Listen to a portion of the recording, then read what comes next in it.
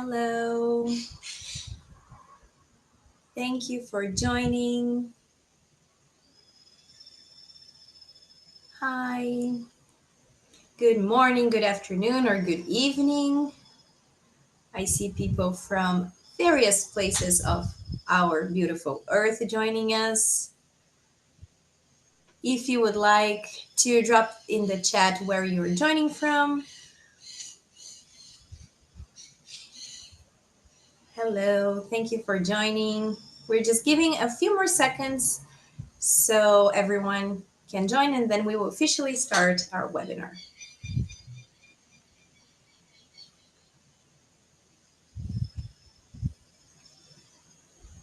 Hi there, welcome.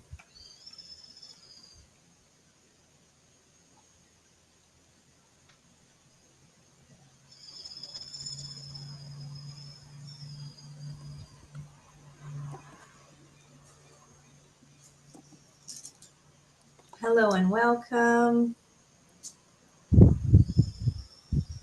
Hello, John from Buenos Aires. Hello, Vicky from New York. Thank you for interacting with us in the chat. Thank you, Zainab. Welcome, Zainab from New York. Hello, hi from India. Hope I pronounced your name correctly. Oh, wow, that's so great. Hello, Ana Sofia. Chile.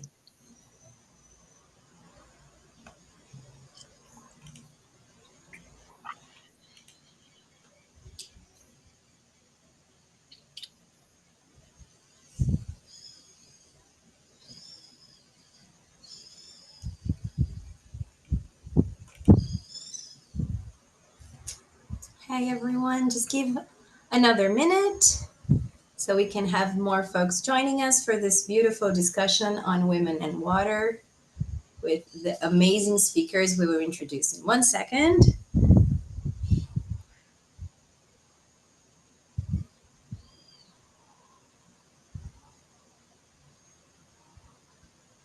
Hello, Susan.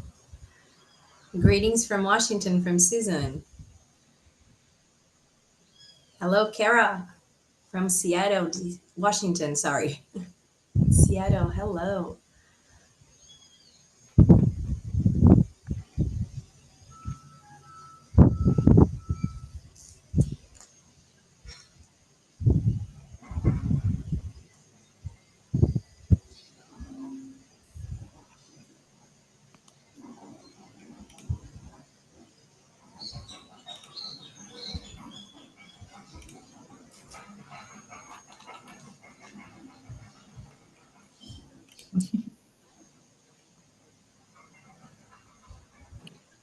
Zainab, would you like to start? I was just going to ask you. Yeah. I'm going to hand now to our lovely, amazing co-founder, Zainab Salbi, to officially kickstart our webinar. Welcome, everyone, and hope you have a great time. Thank you. Thank you, everyone. Hello, everyone from New York City. And really appreciate you attending. I also want to thank, before I start, my colleagues, Ana Luisa Narvaez and Christina Vega, for organizing this and being the force behind making it all happen. And of course, I have the privilege of being in conversation with amazing speakers. Today, we're going to take you from Lamu, Kenya, to the marshes of Iraq, to Patagonia in Argentina, and to New York, and we're going to just take you around the world in what I believe is a most interesting discussions and learning experience. It is no coincidence that World Water Day coincides in Women's Month. So March is Women's Month. World Water Day was yesterday, March 25th. Because of the 2 billion people experiencing water scarcity, guess who is impacted the most? Women and children are impacted the most. Women and girls, on average, spend 200 million hours per day collective going to collect water, manage water, and everything that's relating to water. In parts of Asia and part of Africa, girls walk as much as 3.7 miles per day to collect water. That is not the same as your 10,000 steps that you do on your iPad with your Apple Watch measuring. That is going in with, bad conditions just to collect water. So water scarcity and the water and the fishery and all of that is impacting women and girls severely. But what we will learn today is also how women are actually engaged in the discussion around water, the discussion around water scarcity, conservation, engage in water protection, and all the realms of what they do. So before I introduce our speakers, allow me to just say a couple of words about Daughters for Earth. As you know, we are a philanthropic fund and a movement that aims at finding, supporting, mobilizing and celebrating women who are on the front lines of climate actions, climate change actions, and biodiversity protection, or in other words, protecting and restoring our beautiful Earth. We have thus far had the privilege, it's been an amazing experience of understanding what women are doing to protect our Earth, both in land conservation, biodiversity protection, and today, water conservation. So before I take any more time, because this is an educational webinar, it is aimed as educating, sharing, mobilizing, learning.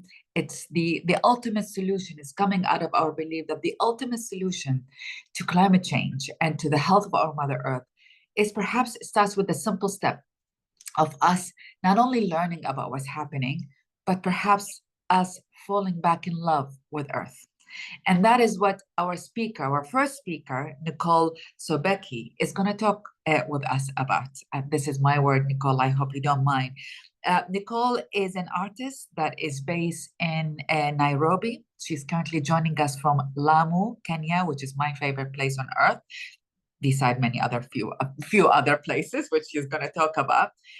Her work is really embedded in the human intrinsic relationship with nature.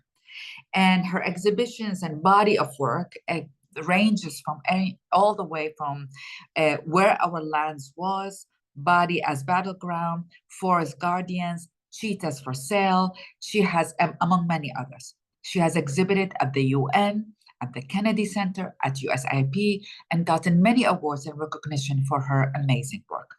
Nichole is going to talk to us about her work with some visuals. And what I'm mostly excited about for two reasons. One is she's going to share one of her work on how the scarcity of water is impacting women at the marshes in my own home country, Iraq. But I leave her to tell that story. And hopefully she'll share it eventually at one point, the newest project that she's working on motherhood and how climate change is impacting motherhood. So Nichole, if you don't address it, I shall ask you about that. She will be followed by another amazing speaker, Carolina Pantano, who my colleagues keep on singing her praises. It's like, tell me who you're, like, we love her work. Carolina is the Science and Conservation Manager at Por el Mar. I'm learning Spanish in Duolingo, so I'm very happy. I hope I said it correctly. Por el Mar in Argentina. She's working in marine conservation projects and addressing all kinds of issues from microalgae forests, shark conservation, marine aquaculture, and kelp forests. Very exciting projects that all relates into the wonder of our ocean and our water, things we do not see at first sight, but there's a whole life, as Sylvia Errol told us once, a whole life there that we are yet to understand and appreciate and respect and love again. So without any further ado, I hand it over to Nichole. She'll be presenting to us, then we'll move to Carolina, and then I encourage you, please, to put your questions constantly in the chat room. In the chat, we will capture it for you, and then we will embark on a question and answer at the end of the conversation. So over to you, Nichole. Thank you.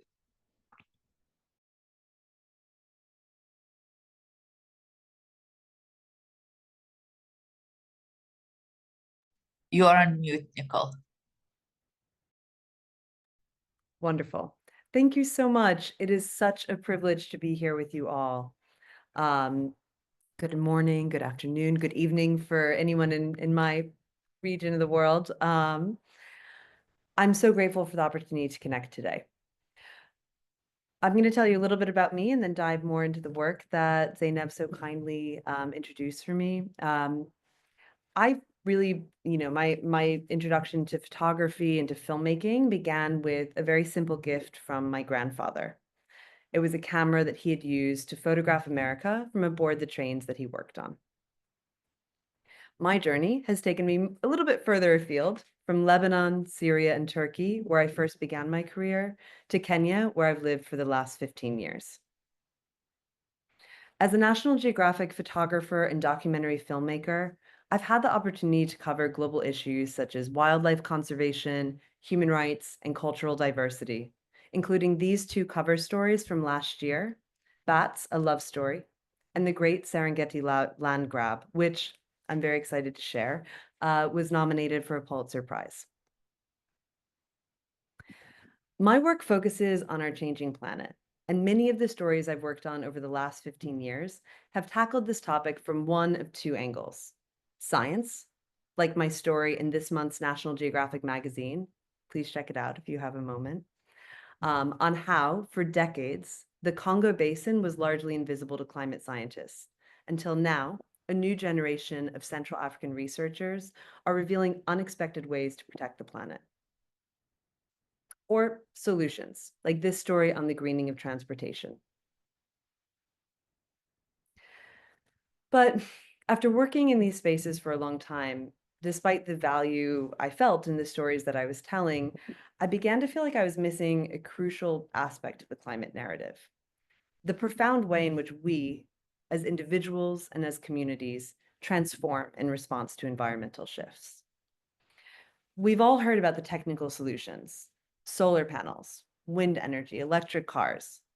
But what about the human heart confronting this reality? What about the grief, the fear, and uncertainty that climate change stirs within us? This realization led to my current project, Natura, a far more intimate approach to the topic, told through photography and a feature documentary film. The term nature derives from the Latin natura, signifying birth, the universal thread that connects us all. Throughout history, we've personified our natural world as a woman, Mother Earth, Gaia, Pachamama, this force of creation and care. This deep-rooted connection emphasizes the critical role women play in nurturing both the next generation and the planet, and forms the foundation of how we might build a more sustainable future. In the face of climate change, as Zainab beautifully mentioned in the introduction, women globally are on the front lines. They're stepping up to innovate and to lead, but they're also often bearing an outsized burden. The UN estimates that 80% of those displaced by climate change are women. As we consider the world that our children will inherit, the role of motherhood is evolving in tandem. Natura explores what it means to be a parent, or not, in a warming world, urging us to face not just the physical realities, but the emotional terrain of our changing planet. Natura is ongoing, but the very first stop on this exploration was southern Iraq. Here, in the cradle of civilization, one of Earth's earliest communities is dying. Women here face difficult choices about pregnancy and motherhood amidst the climate crisis, knowing their children's future will be drastically altered from the world that they were raised in. These marshes, thought to be the biblical Garden of Eden, lie where the Tigris and Euphrates rivers meet. People here have survived in much the same way for thousands of years, herding water buffalo, fishing, and building their homes from marsh reeds. Here, water is life, culture, community, and identity. But as one of the most climate vulnerable places on Earth, Iraq faces rising temperatures and dwindling rainfall. the marsh Arabs, are being forced to leave for urban centers as biodiversity collapses. Amid these challenges, women are grappling with the difficult decision of whether to bring new life into a world facing such uncertainty, and how to raise the children they have to prepare them for the changes to come. Here, Lualba brushes the hair of Rukia as they prepare to celebrate Eid in the Al-Shabayish marshes. So now we know it's been just a little under a year since I was there. Already a mother of 6, Lualba is pregnant again, but she's considering having an abortion. With the changing climate, the family's challenges have only grown, and the weight of her worries is becoming unbearable. Our life is so connected to the buffalo and the water. One cannot survive without the other, she told me. This is the end of our way of life. Another woman, Camila, nuzzles her youngest son. When I was a young woman, I was confident in what I had, but my children's future will be more difficult, she said. We want them to be buffalo breeders, but with no water, what can you do? Every year, the water is less, and if it disappears, we will have to leave this land where our grandmothers were born and died.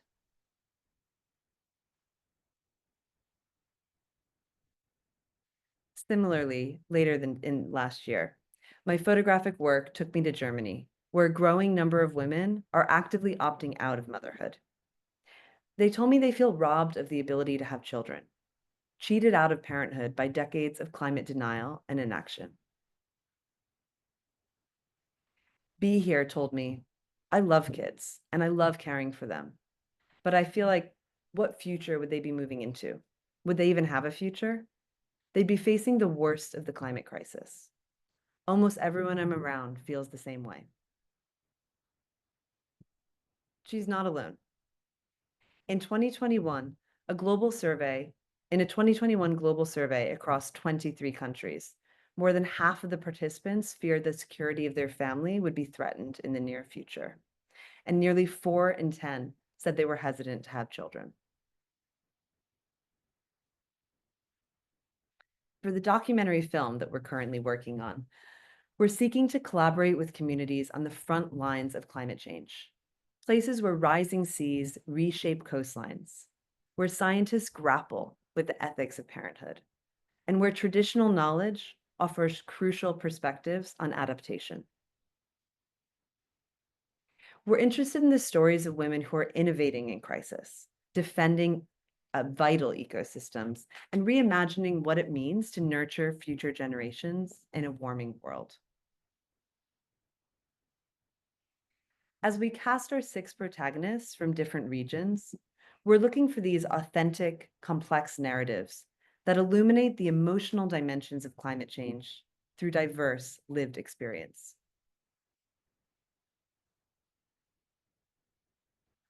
What will unite the women in our film isn't just concern about climate change. It's how they're processing the complex emotions it generates. Through our casting and research, we're seeking stories that reveal fear, grief, and uncertainty, alongside resilience, hope, and determination. Natura isn't just about solutions. It's about the emotional work that precedes and accompanies action. I'm delighted to be collaborating on Natura with extraordinary filmmaker and co-director Alexandra Liveris. Here's a short film Alex and I made in 2023. And this is a teaser for the project I've been discussing.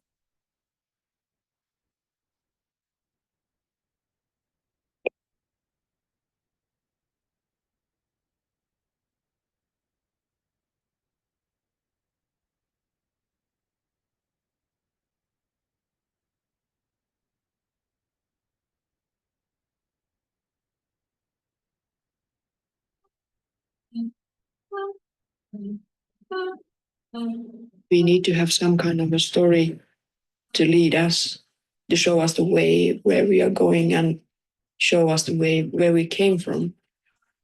And dominant story for maybe last 60 years has been that it's normal to utilize the forests.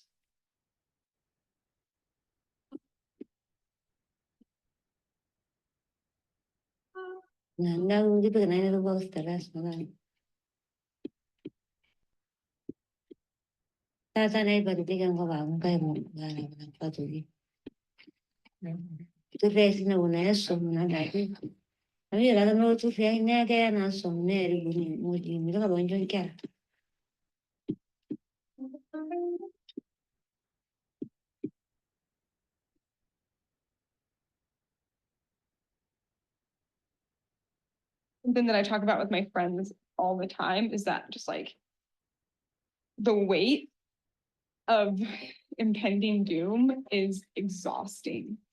I feel like I'm just holding my breath. I'm just like waiting for the next catastrophic thing to happen. And again, going back to my answer to our big question here, like if I'm living like that, then why would I want that for anybody else?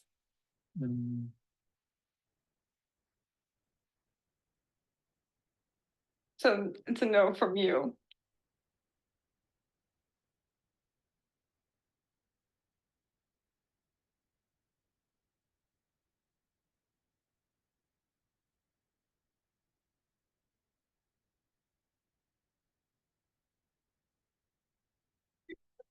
When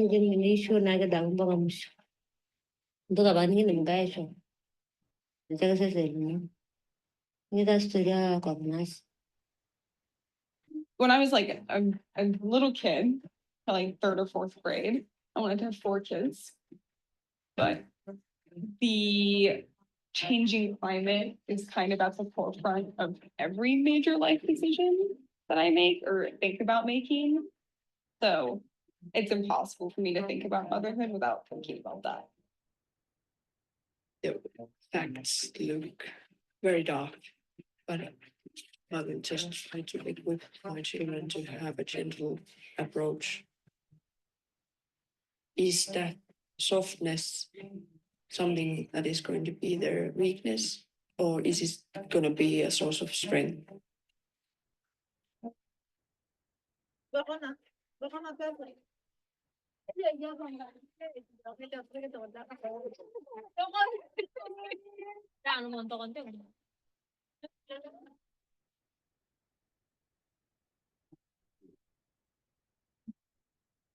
If you say something aloud, it materializes something. It gives a form to word.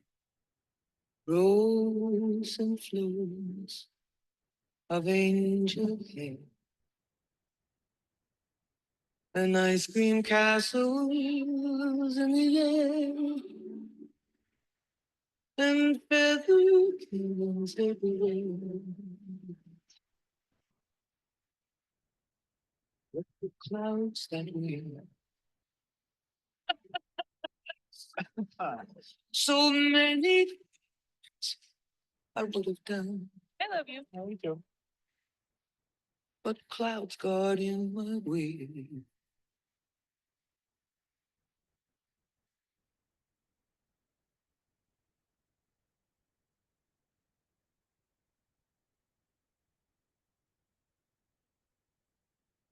Thank you so much. I'm just going to tell you a little bit more. I'm so grateful for this opportunity to share that with you.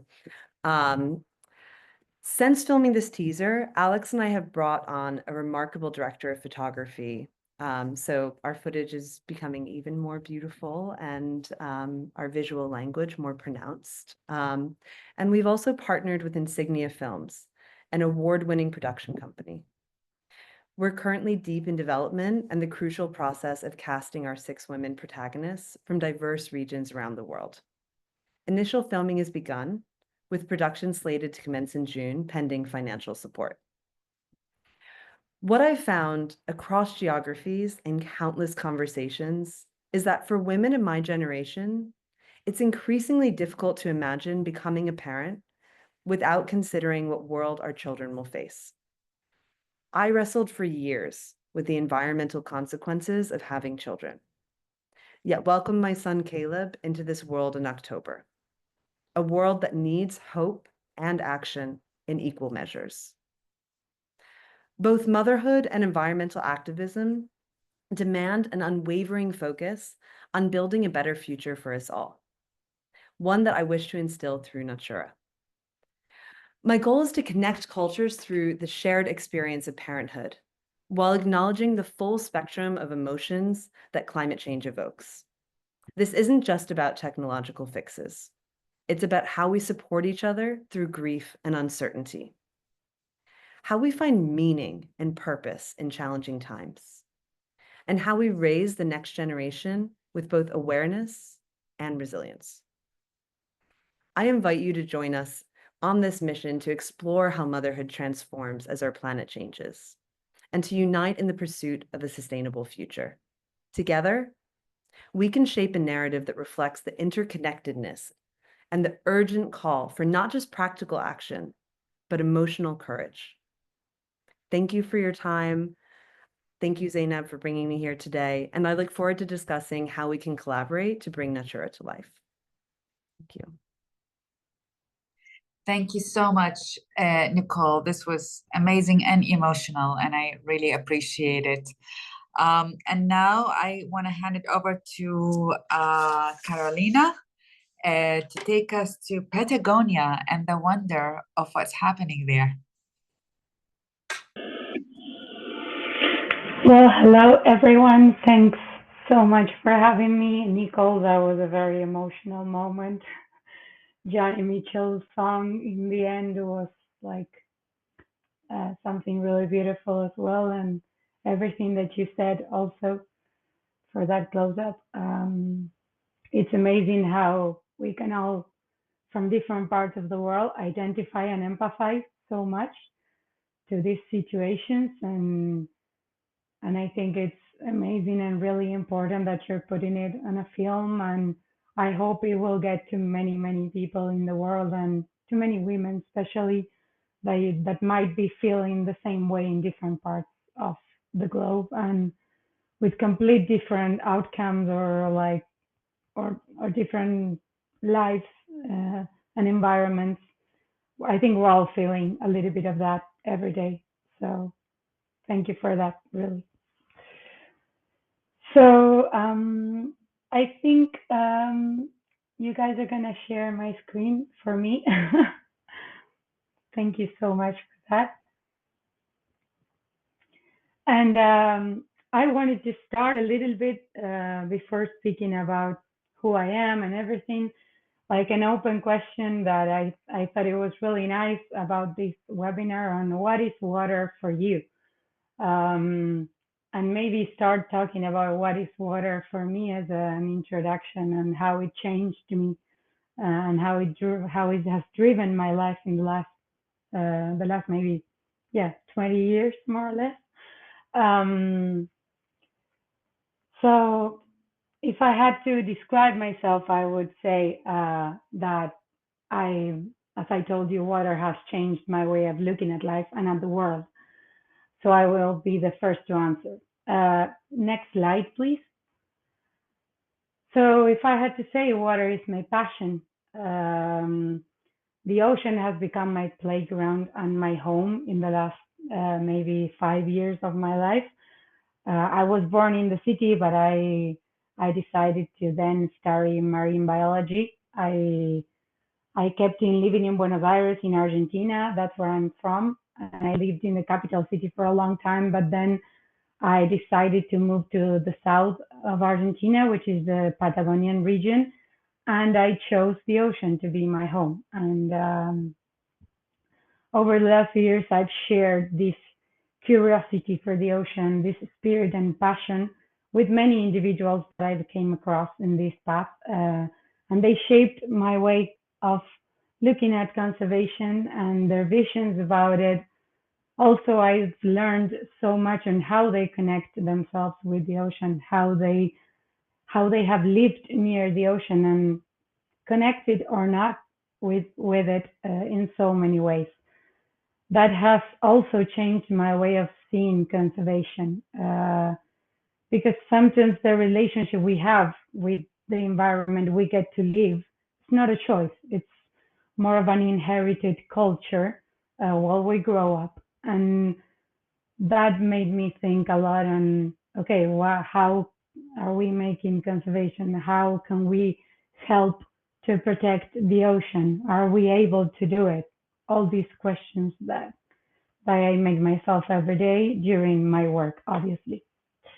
Um, just to show you, next slide, please, a little bit of my place, of the ocean that I call home, about Argentinian Sea. The Argentinian Sea is home to many species of marine mammals, including cetaceans and pinnipeds like sea lions, elephant seals, whales, dolphin, killer whales, who use the Argentinian coast as a breeding and rest area. The Patagonian coast, in particular, is also home to numerous colonies of different species of penguins that feed on fish populations, which are also commercial species, commercial value species, such as hake, anchovy, shrimp. See? All of this biodiversity can be sustained, among other aspects, thanks to productive ecosystems, such, for example, as kelp forests or rocky reefs. These are distributed all around the Patagonian region mostly, so the southern part of the country. Next slide, please. So on my way to becoming a marine biologist, and while I moved myself to the south of Argentina, I came across kelp forests as an ecosystem. The first time I saw them, I was doing this activity while I was with little kids and with women, sharing my love for the ocean and doing a program that included them approaching the ocean by snorkeling and diving. Many people of the community that I worked with at that moment didn't know how to swim, so they had never seen underwater life, and they lived right next to the coast. So that was like the first very transforming experience that led me to the kelp forest ecosystem. Today, I switched kind of the path of my work, and I'm working as a marine biologist and as a conservation manager in Por el Mar. Por el Mar is Por el Mar Foundation is an organization, is a young but very determined marine conservation organization that from 2022 is working here in Argentina. And I wanted to tell you and share a little bit of who am I doing all these great things with. Por el Mar is people. As you can see, there's a lot of other individuals that are sharing all the work of Por el Mar with me. So everything I'm going to tell you from now on is shared with all of them.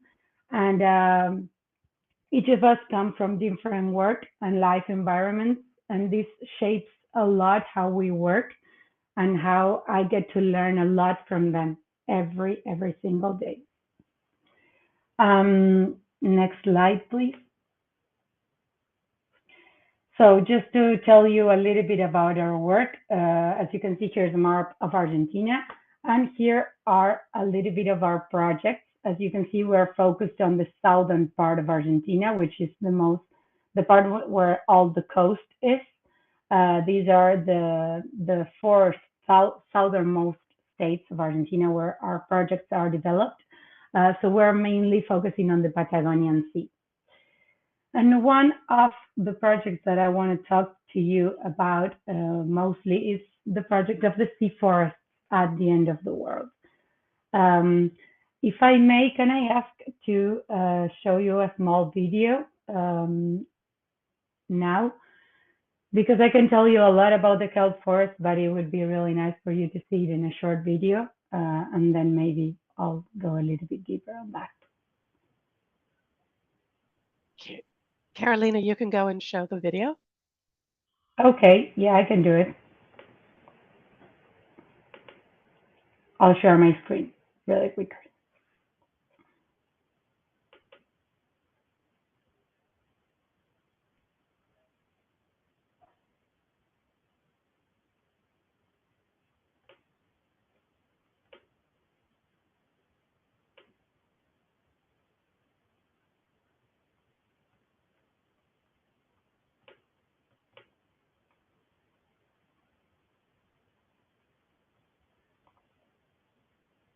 Mhm.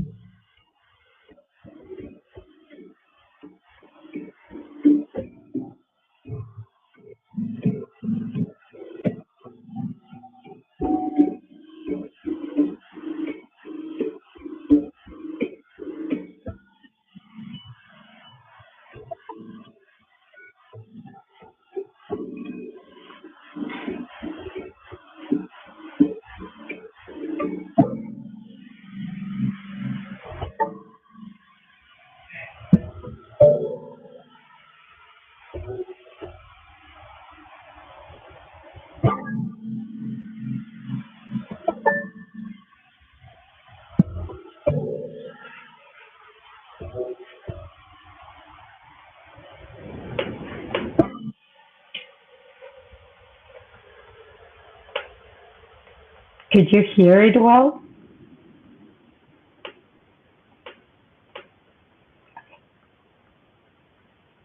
I hope you listened to it, to the music and the video. It was okay. Um, just to tell you a little bit about what this project is about. So we have kelp forests distributed all along the coast from Argentina, from the north of Patagonia all the way to the end of Tierra del Fuego, which is this last part, this last bit of Argentina. Um, so why kelp forests are important? Why is it what was one of the first projects from Por el Mar? Next slide, please. Maybe a lot of you know about them and maybe a lot of you don't, but there's a couple of really important aspects of kelp forests. First of all, the biodiversity, habitat, and protection that they give to a lot of marine species. Kelp forests are along all around the world, and they are one of the most productive ecosystems in our ocean. They give a lot of primary production for the ocean through photosynthesis. So not only they capture a lot of carbon for climate regulation and the health of our ocean, but they also produce a lot of oxygen for all the other marine species. Another great aspect and very important is all the nutrient cycle that they do. I mean, they absorb a lot of nutrients from the ocean and they release them through decomposition back to the ocean. So this nutrient cycle is very important, especially in places where kelp forests are, for example, near big cities or near big towns, because all the eutrophication that happens sometimes is absorbed by kelp forests as well and other seaweed species. Also, they're natural barriers for coastal protection. We know all the problems that many coastal towns are having all around the world with sea level increasing, and kelp forests are big protection for those coastal areas as well. This video that I showed you is a little bit of the footage that I could do in the last expedition where I was in the last bit of Tierra del Fuego, which is the southernmost part of Argentina and has one of the most amazing kelp forests.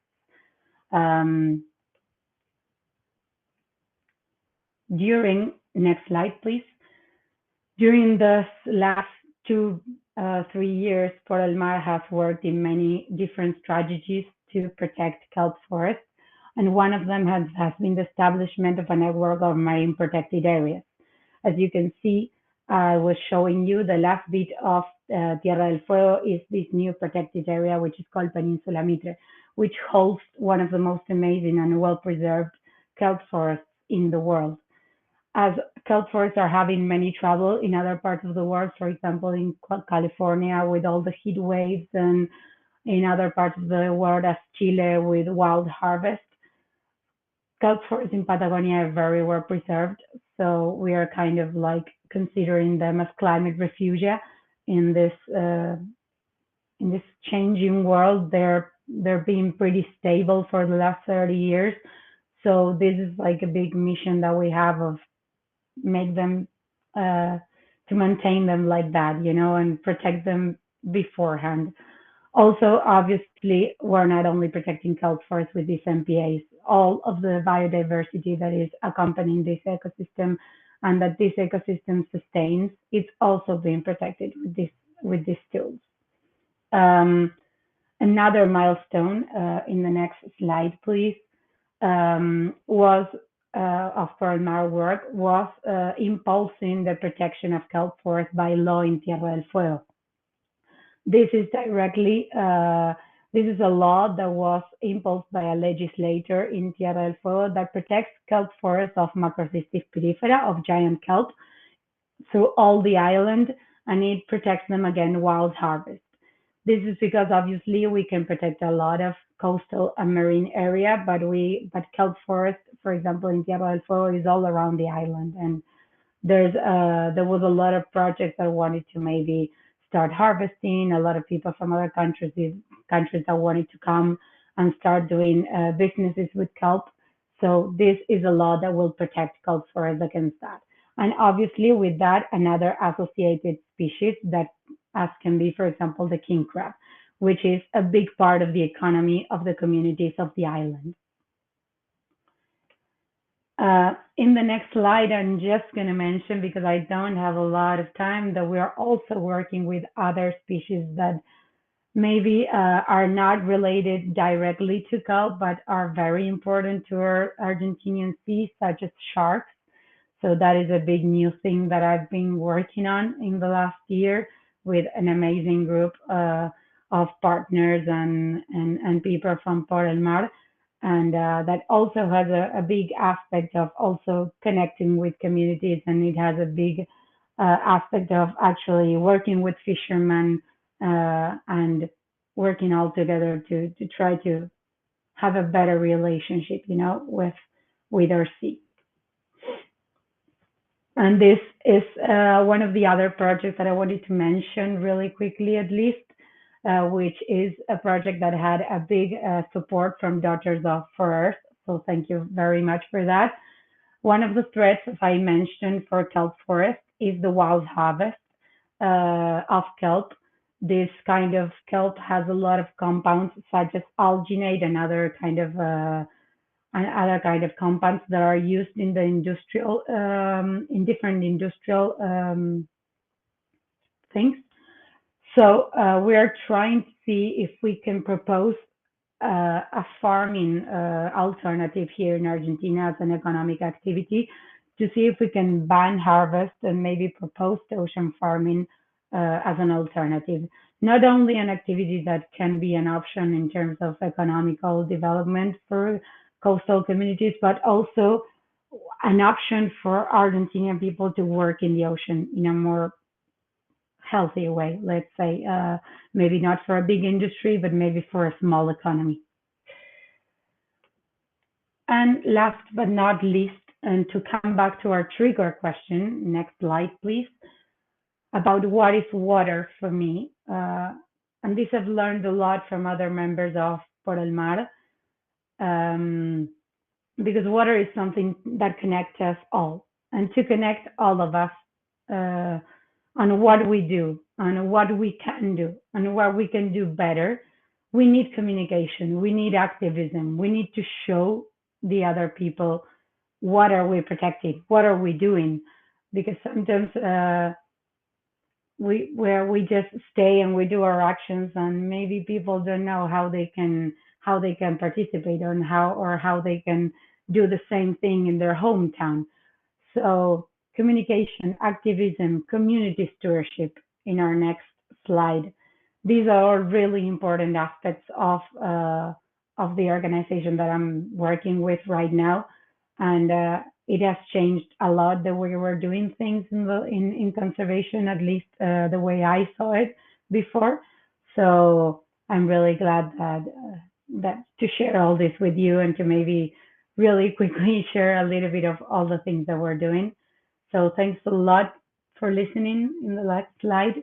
It is an honor for me to be invited to share all of this, and thank you to all the team of Por el Mar also to make all this possible and for me to be able to share it to you.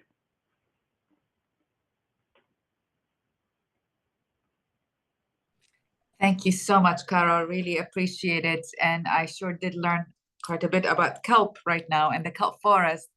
I have a few questions. First of all, please do send your questions in the chat.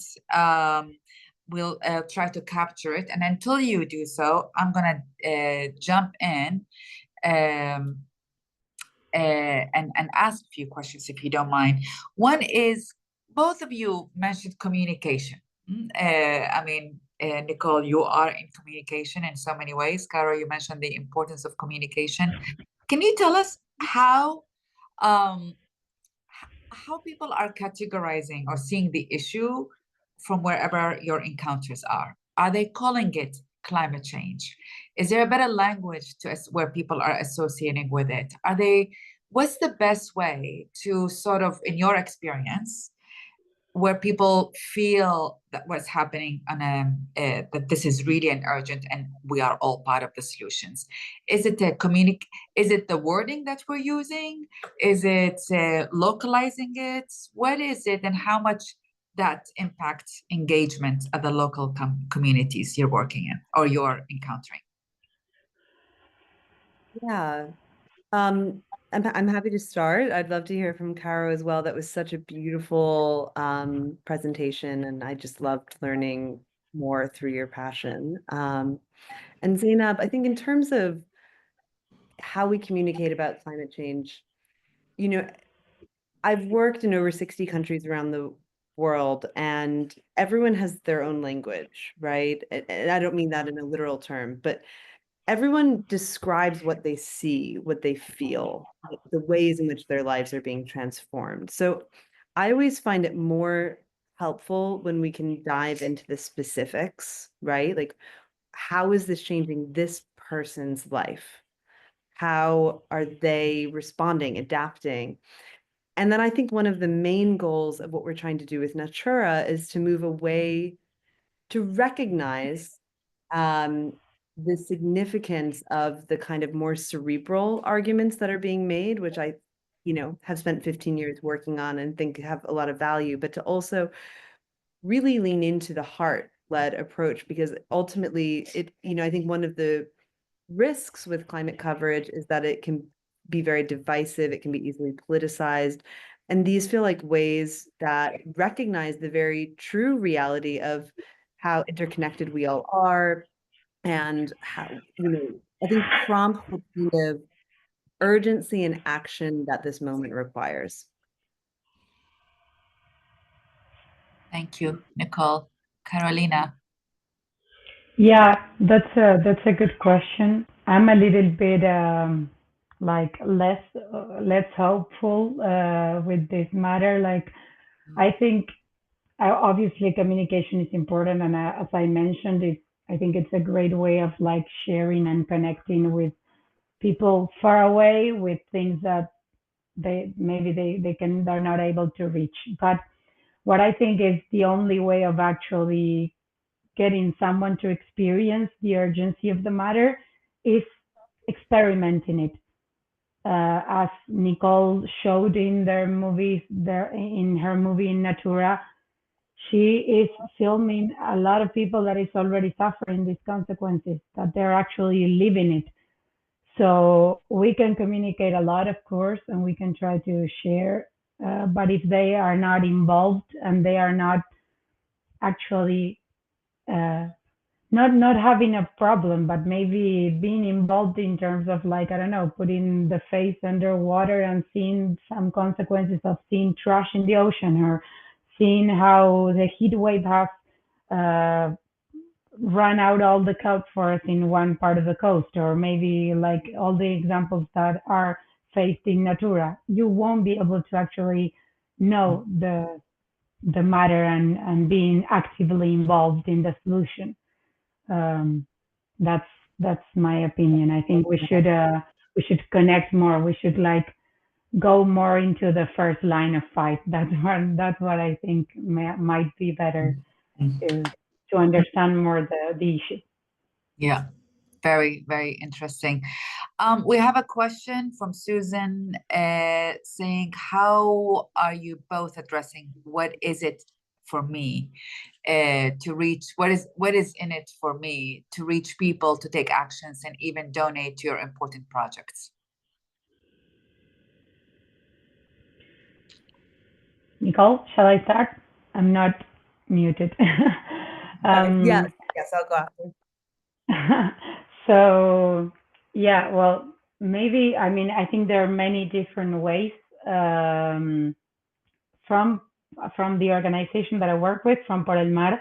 There's a lot of different strategies to reach different publics and angles. For example, obviously, it's not the same people that are interested or maybe on social media that the local communities that maybe are not very into social media. For example, I don't know, there's a lot of people that live in Buenos Aires and are completely out of the Argentinian sea and they don't know anything about it, but they see it on social media. And there's people that we share and get engaged in coastal communities through different activities that we do in territories. So those are different strategies to make commitments from different angles and different kinds of life environments, let's say.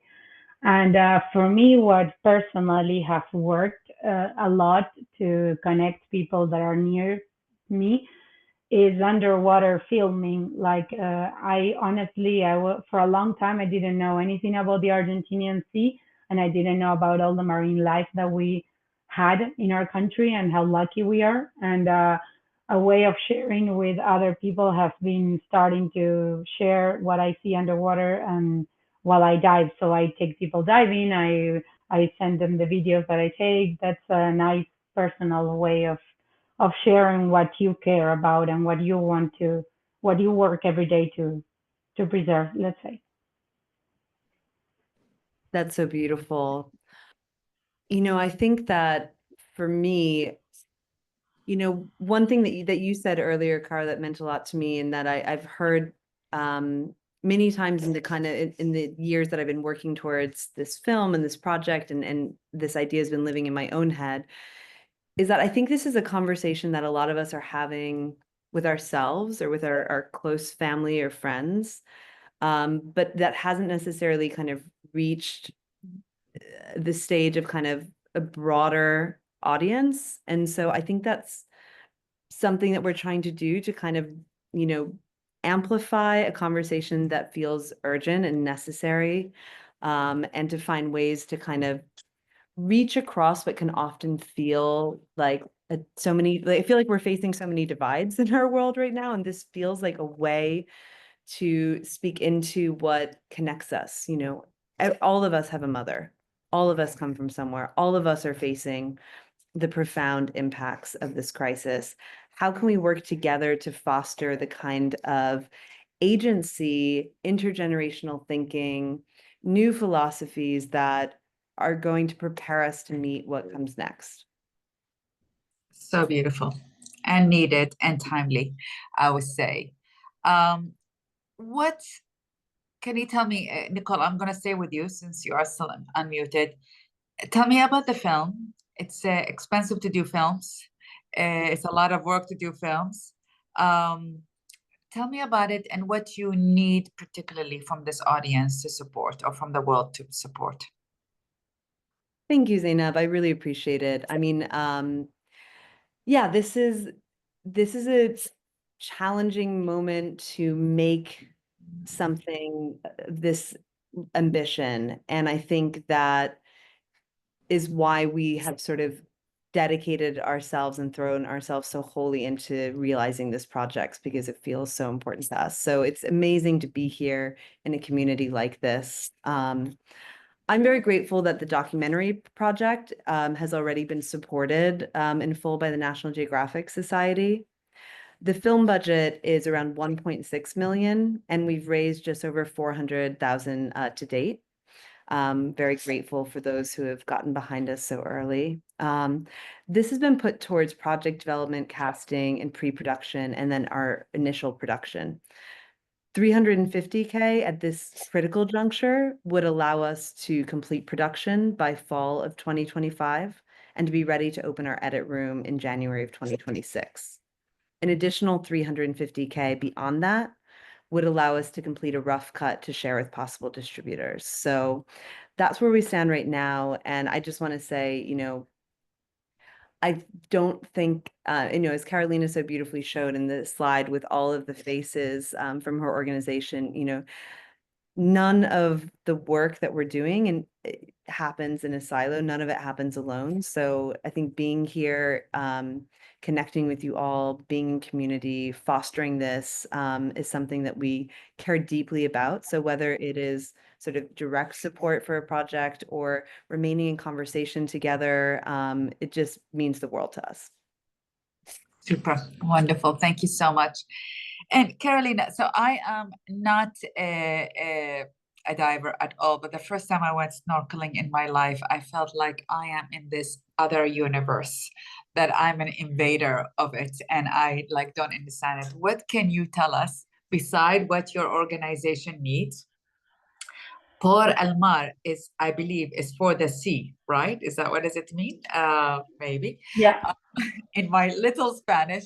But beside telling us what your organization needs, can you tell us what is the message you think life from the oceans, the deep oceans, as you see it and encounter it, tell us? Well, that's deep. Yeah, I think I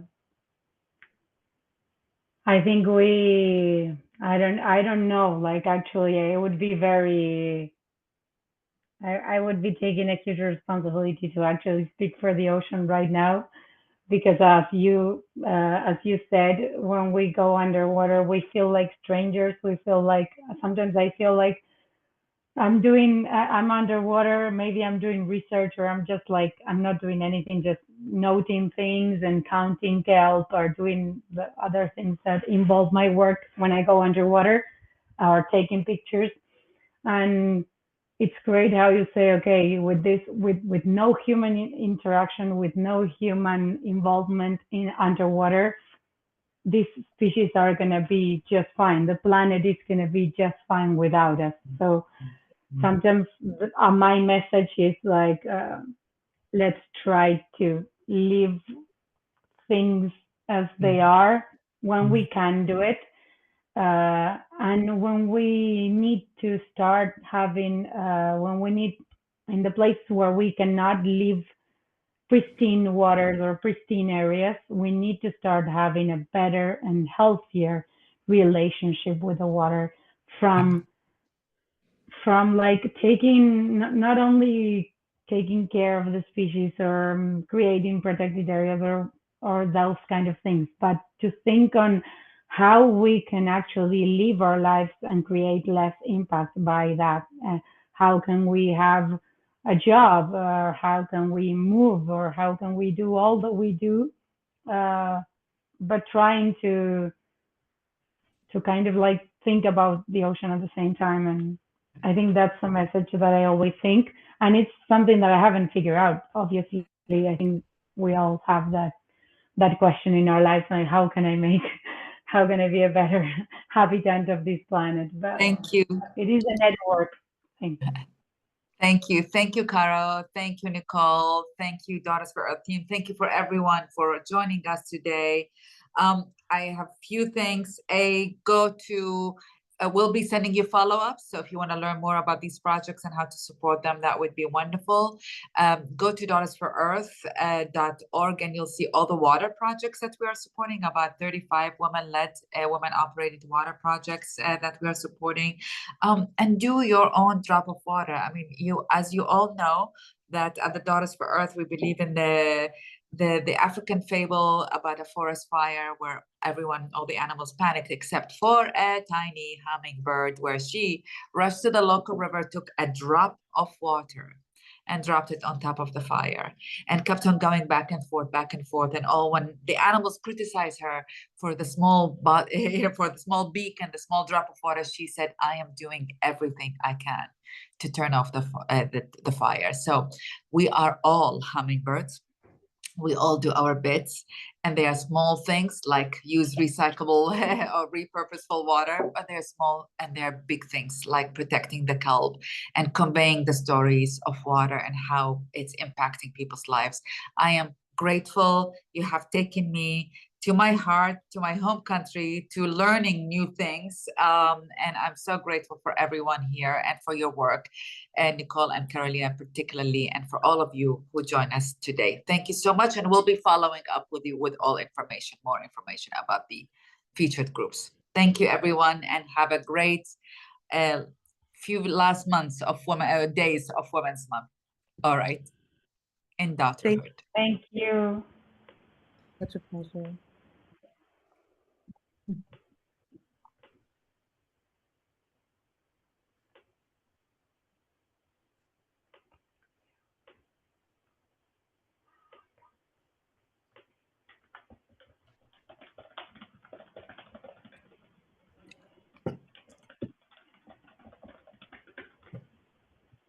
Okay. Thank you so much, everyone. I really appreciate it, truly. Thank you. I'm really sorry. I got really nervous with the English. Sometimes my head goes really much quicker than my language, but Your I hope English I is made excellent. myself a little bit clear. Your English is excellent. You have nothing to worry about. Nothing at all. It's Okay. excellent. And we're so committed to staying in touch and to doing all we can to promote and support your work. And I'm sure Christine will be in touch of how we can promote some of the content that you talked about in our social media, and then how we can follow up with the attendees, even those who did not join but RSVP'd. So we will send a